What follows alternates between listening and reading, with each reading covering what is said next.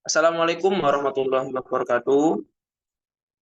Kami dari kelompok 6 akan mempresentasikan menjabarkan hasil pekerjaan kami permakultur lahan pekarangan di Desa Pangpong, Kecamatan Labang, Kabupaten Bangkalan.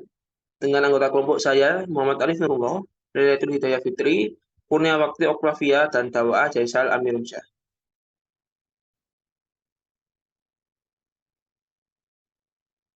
Oke, selanjutnya yaitu data diri landowner. Yang pertama, Letel Zuhro yang merupakan seorang perempuan yang bekerja sebagai ojek sekaligus asisten rumah tangga yang beralamat di Dusun Nyur, Desa Pangpong, Kecamatan Abang, Kabupaten Bangkalan. Karakteristik lahan yang dimiliki oleh beliau yaitu dengan luas lahan 0,5 hektar dengan kondisi geografisnya di sebelah utara untuk desa ini berbatasan dengan Desa Labang dan Desa Morgopek. Sebelah timurnya berbatasan dengan Sukolilo Barat, sebelah selatan berbatasan dengan Desa Kesek dan Sukolilo Barat, sebelah baratnya berbatasan dengan Desa Kesek dan Desa Labang. Untuk luas Desa Tomong sendiri yaitu 217.905 hektar. Desa ini terdiri dari 4 dusun, yaitu Dusun Nyur, Dusun Ganding, Dusun Barat Lekek, dan Dusun Masjid. Untuk tujuan landowner untuk pemanfaatan lahan yaitu sebagai konservasi lingkungan, memenuhi kebutuhan sehari-harinya, dan sebagai penyedia kebutuhan pakan ternak. Untuk harapannya yaitu melakukan penataan lahan pekarangan supaya lebih rapi lagi, melakukan budidaya sayuran dan buah-buahan untuk kebutuhan sehari-harinya dan kebutuhan ekonomi, serta melakukan penanaman hidroponik.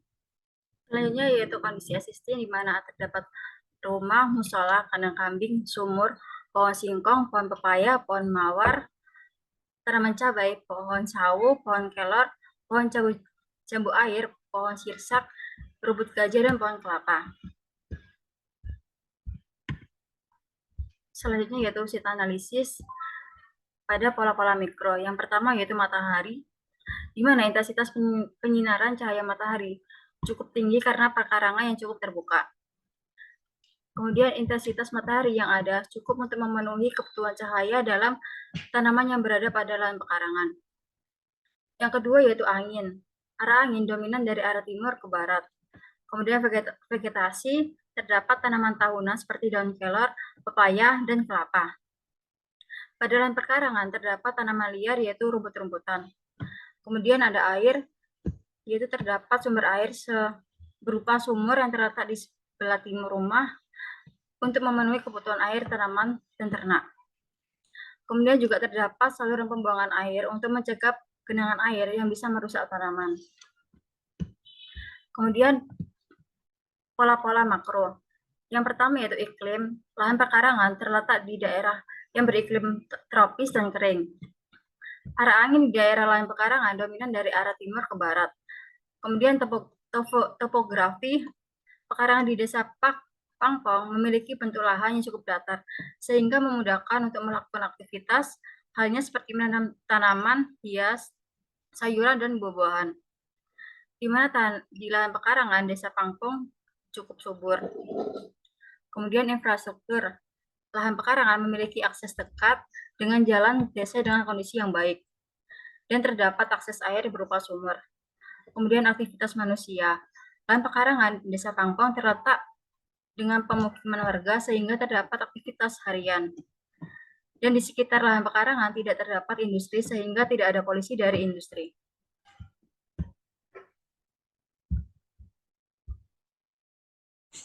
Selanjutnya yaitu fungsional analisis. Yang pertama yaitu akses. Jalan keluar dan masuk mudah diakses namun masih jauh dari jalan utama desa. Yang kedua, struktur existing. Terdapat kandang kambing di sekitar rumah. Selanjutnya, utilitas dan layanan. Di pekarangan tersebut terdapat akses sumur di sekitar rumah. Dan penggunaan lahan sekitar yang di samping rumah responden terdapat pemukiman atau rumah warga.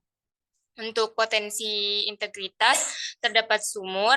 Untuk peraturan dan pembatas, itu tidak ada. Dan untuk kebutuhan pengguna, penataan lahan pekarangan supaya lebih rapi, budidaya sayuran dan buah, serta penanaman secara hidroponik.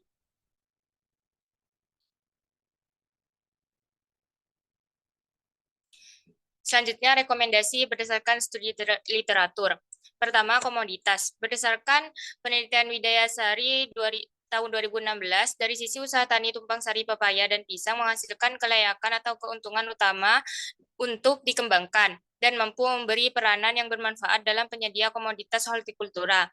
Sedangkan berdasarkan Gunaini et al. Tahun 2022, tumpang sari cabai dan tomat berpengaruh terhadap hasil cabai sehat, cabai sakit terserang lalat buah, dan antraknos serta hasil buah tomat. Implikasi dari hasil penelitian sistem tanam tumpang sari cabai dan tomat dapat menghambat perkembangan populasi hama utama cabai karena dapat bersifat sebagai barrier dan replant. Perlakuan terbaik adalah tomat ditanam 1 sampai 2 minggu setelah cabai.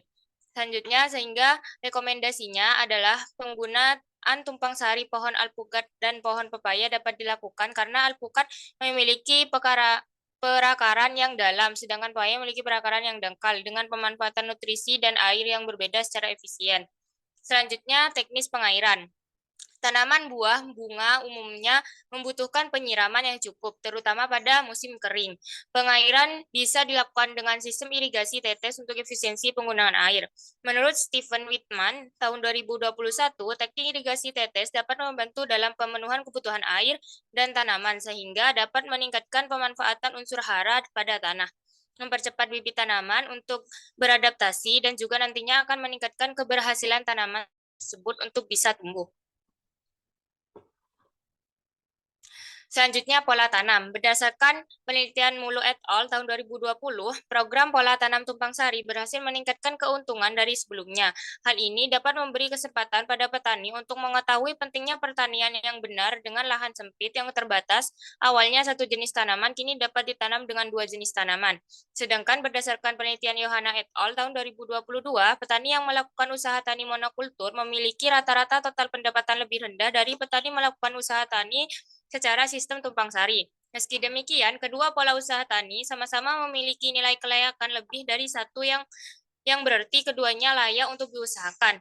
Di luar keuntungan ekonomi, pola tanam tumpang sari juga membawa banyak manfaat lain dari sisi rasio kesetaraan lahan, minimalisir resiko kehilangan hasil, perbaikan kesuburan dan produktivitas lahan, serta pengurangan evapotranspirasi dan menjaga air tanah. Sehingga rekomendasinya adalah penggunaan pola tanam tumpang sari dapat dilakukan untuk meminimalisir kerugian dengan memanfaatkan lahan pekarangan agar komoditas yang ditanam mengalami keuntungan.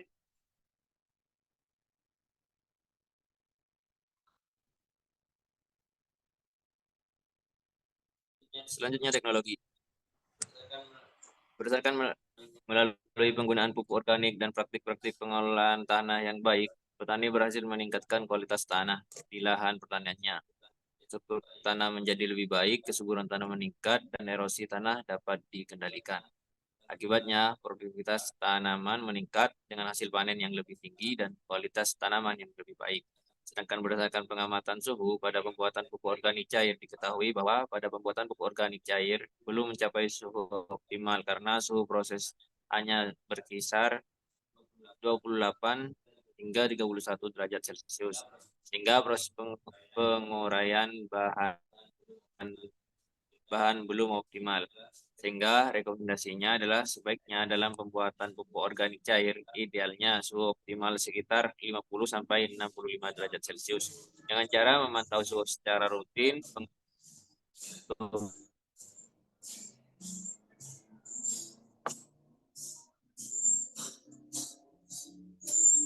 pengukuran kelembapan dan penyesuaian rasio dari zona 1, Land Owner menginginkan zona 1 ini tidak digunakan sebagai lahan pertanian.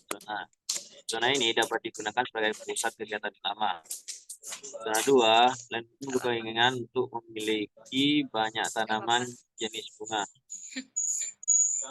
Kami merekomendasikan bunga matahari karena selain menambah estetika pekarangan, bunga matahari memiliki kemampuan tumbuh atau toleran dan menghasilkan biomasa yang banyak.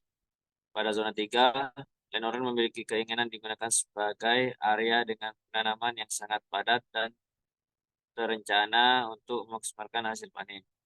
Menurut Idam et al. 2024, berbagai jenis tanaman sayuran dapat ditanam di perkarangan seperti cabai, terong.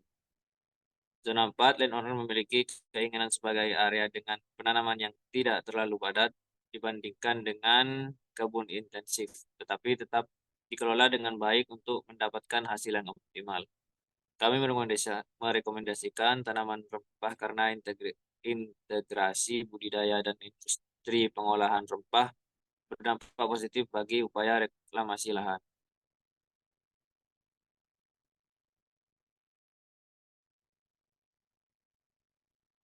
Pada zona 5, landowner memiliki keinginan penggunaan zona 5 sebagai hidroponik karena memungkinkan penanaman tanpa tanah dan dengan kontrol nutrisi yang lebih baik. Pemanfaatan lahannya untuk hidroponik, kami merekomendasikan sayur sawi, pakcoy, dan sayur kangkung karena jenis sayuran ini memiliki prospek yang baik untuk dikembangkan karena mempunyai kandungan gizi yang cukup tinggi, menurut Laksono 2020.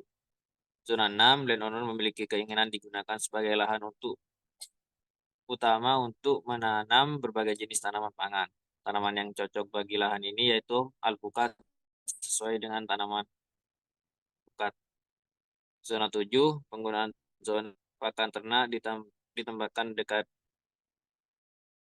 kandang karena lebih efektif dan menghemat. Merekomendasikan rumput gajah karena memiliki banyak adalah produksi biomas tinggi, biaya pemeliharaan tidak banyak sesuai untuk lahan marginal.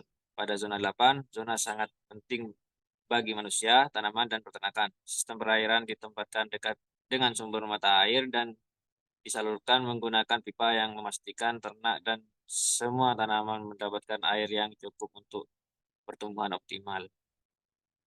Setelah usai presentasi dari kelompok kami, kurang lebihnya mohon maaf apabila pemaparan kami ada kesalahan kata maupun ucapan. Sampai akhiri, terima kasih. Wassalamualaikum warahmatullahi wabarakatuh.